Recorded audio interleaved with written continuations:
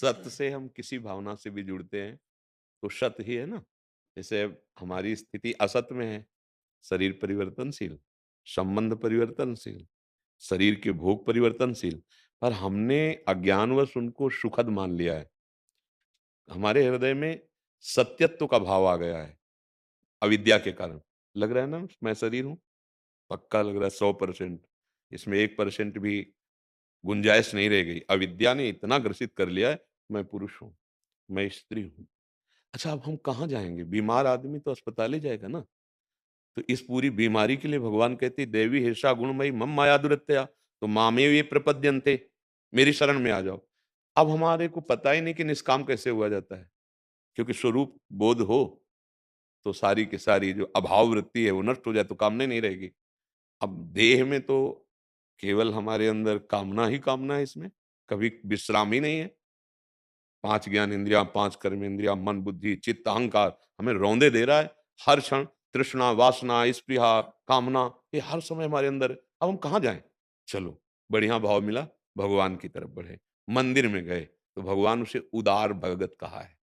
माँग रहा है वो, पर भगवान उसे उदार भगत कह रहे हैं। भगवान ने कहा है आर्त कष्ट निवृत्ति के लिए, अर्थार्थी धन चाहने के लिए, जिज्ञासु मुझे जानने के लिए, अपने स्वरूप को जानने के लिए, और ज्ञानी जो मेरे को प्राप्त हो चुका है। 4 भक्तों को कहा है।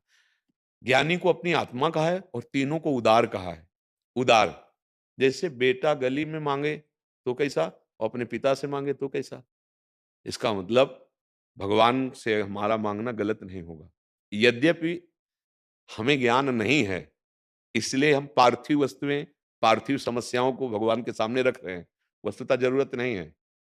विवेक एक ऐसी वस्तु है, जो भगवान से अगर हम माँग लें और सत्संग के द्वारा वो जागृत हो जाए, तो किसी की सलाह की ज़रूरत नहीं, फ़ौरन समस्त दुख-सुखों से ऊपर उठा देगा।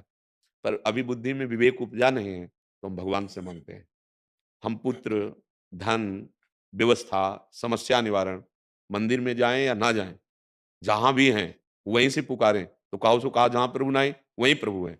पर छूट दे दें, इतनी ज़रूर करें बात कि हमारी इस समय परम आवश्यकता ये अर्थ है प्रभु। आपके सिवा कोई है नहीं कि जो हमारी समस्या की पूर्ति कर सके। अब आप देख लो प्रभु। अगर वो नहीं पूर्ति होती तो अश्रद्धा मत करना। कोई ऐसा हमारा अपराध है जिसका मार्जन करके भगवान आगे बढ़ा रहे हैं। निश्चित आगे बढ़ जाओगे, प्रार्थना की है। और या अगर ये अर्थ हमें प्राप्त हो जाता तो हमारा बड़ा अहित तो आगे चल के हो जाता। हम कहीं फँस जाते, तो भगवान ने माँगने पर भी नहीं दिया। जैसे हम आप तो उस कोटि के भक्त हैं नहीं जितना देवर्षि नारद जी हैं। देवर्षि नारद जी तो भगवत स्वरूप हैं। इनके हृदय में एक बार ब्याह करने की इच्छा जागृत हो गई। बड़ा प्रसंग है। और वो सुंदर राजकुमारी विश्वमोहिनी भगवान की साक्षात माया ही थी। ज्यों ही उन हाथ पकड़ा और देखा तो उनको लगा कि रेखा में लिखा हुआ था कि जो ये वरण करेगा, वो अविनाशी हो जाएगा। श्री वैभव उसके चरण चूमेगा। मतलब साक्षात भगवान का पूरा स्वरूप था। तो उन्होंने सोचा अब ब्याह तो करना है इनसे, अब कैसे करें? कामना जागृत हो गई। अब इसकी पूर्ति तो हरि करेंगे, क्योंकि हरि के सिवा मेरा कोई है नहीं। वो एकांत हुए, हरि का ध्यान किया, हरि प्रकट हुए। तो उन्होंने विचार किया कि अगर हमें भगवान का रूप मिल जाए, तो राजकुमारी हमारे गले में जयमाला डाल दी कि भगवान सुंदरों में भी सुंदर, मधुराति मधुर हैं, अखिल सौंदर्यता के समुद्र हैं। भगवान से कहा कि हरि रूप दे दीजिए। उनका तथास्तु। हरि बंदर को भी कहते हैं। भगवान ने अपना रूप ना दे करके बंदर का रूप दिया। क्यों? क्योंकि भगवान देख रहे हैं कि इस समय इनकी बुद्धि सकामता से युक्त हो गई, और जहां सकामता हटेगी तो ये खुद अपनी इस चेष्टा पर, और वो अहंकार होने के कारण हुई थी, काम विजयी होने का अहम। नारद जी के मुख से एक बात निकल गई कि नाथ, मैं आपका सेवक हूं, मांगा तो है हरि रूप, लेकिन जे विधि होय नाथ हित मोरा, करो सुबेग दास में तोरा। मांग तो अपनी रख दी, लेकिन एक बात बहुत जोर की कही कि जिस तरह से मेरा हित हो, ब्याह में हित हो तो ब्याह करवा देना, और ना हो तो आप ऐसे। भाव वहां नहीं था। उनका भाव था कि मेरा हित केवल ब्याह करने में ही है।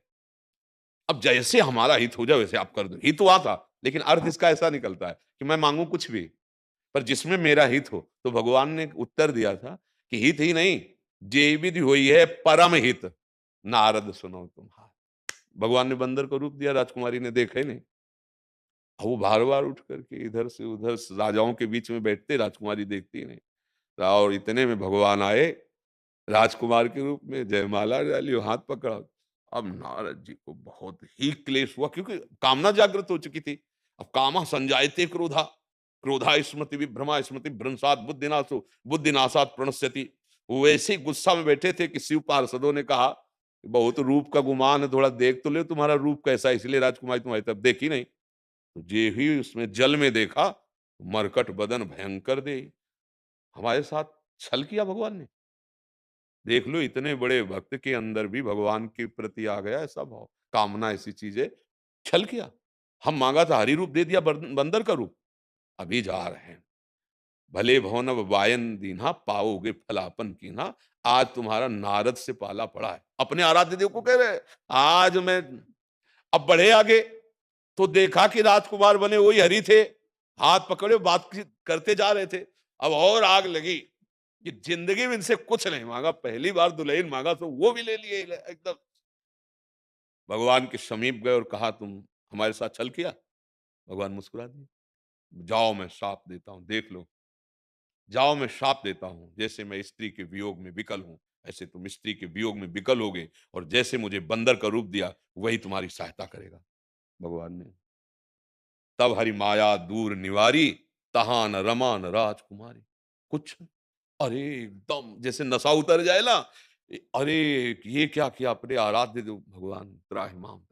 बोले जप हो जाए शंकर सतनामा, होए हृदय तुरंत विश्रामा। शिव का अपराध करके आयो ना, भाव दूषित करके कि ये तो काम पर विजय नहीं की, क्रोध के द्वारा जला दिया, मैं तो काम विजयी हूं, इसीलिए हमसे कहने किसी से कहना नहीं। ये बात, कामना हमारे आराध्य देव से हमको दूर करती है।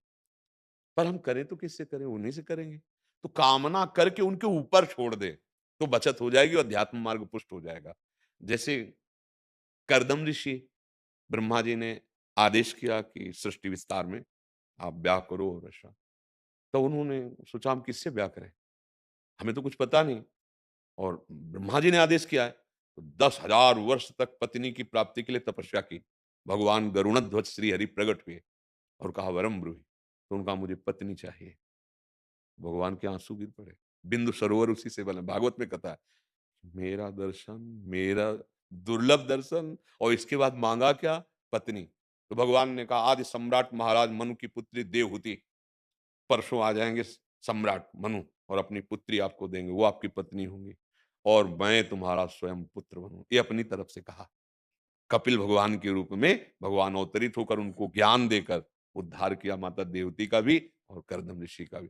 तो भगवान से यदि हम कामना करते हैं तो अमंगल तो हो नहीं सकता, परम मंगल होगा।